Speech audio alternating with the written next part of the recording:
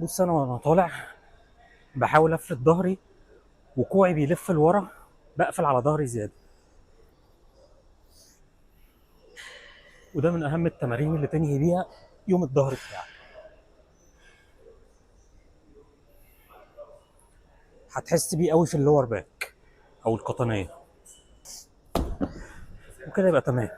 استنى، انا رايح فين؟ ما تخلصش تمرين الظهر وتمشي من غير ما تاخد زاويه كتف خلفي. فهناخد رير ديلتس فلايز. زاويه الكتف الخلفي ديت هي اللي بتساعد على رسمه الظهر ان هو يبقى شكله كويس.